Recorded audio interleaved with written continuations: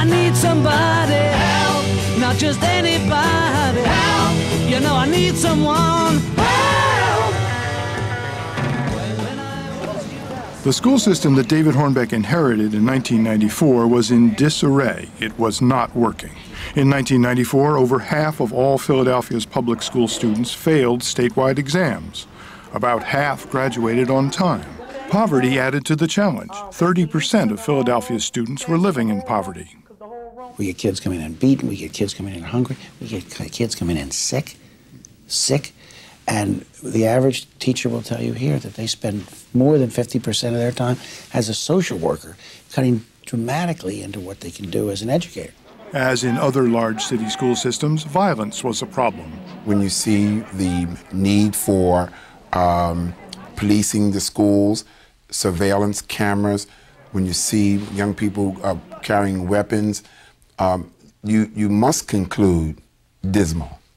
In addition, the Philadelphia public school system is huge, the 5th largest in the nation. The average school district in the United States enrolls 3,000 students. Some Philadelphia high schools have that many. In 1994, Philadelphia had 217,000 students in 257 public schools.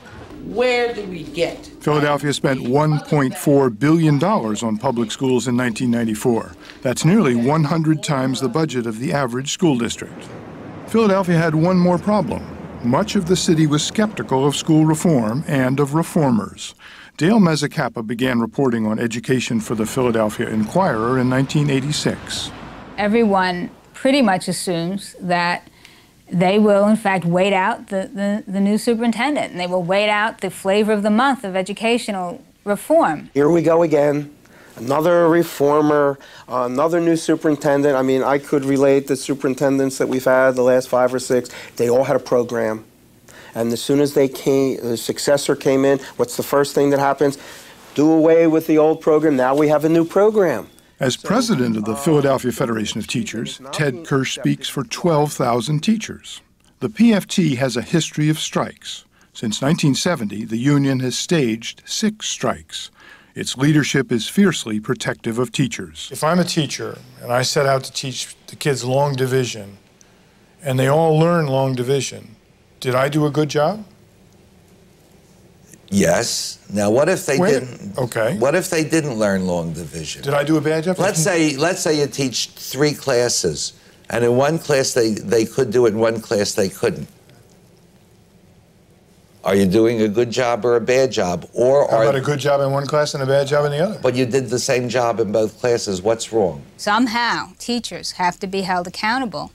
Not just teachers, but teachers have to be included in this for whether the students achieve. You're asking, can you evaluate a teacher on the performance of the students? And yes. Yes or no? No, you cannot.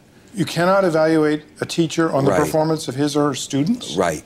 One thing that the PFT has succeeded in doing over the 30 years that it's had collective bargaining rights in this town is insulate teachers from any responsibility, whether students learn. I just want to know where you draw the line.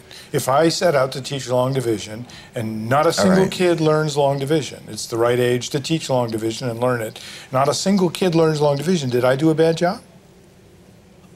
I don't know. I really don't know, because there are too many variables. This is a tough town. It's a strong union town, and it's a town that's very sort of set in its ways.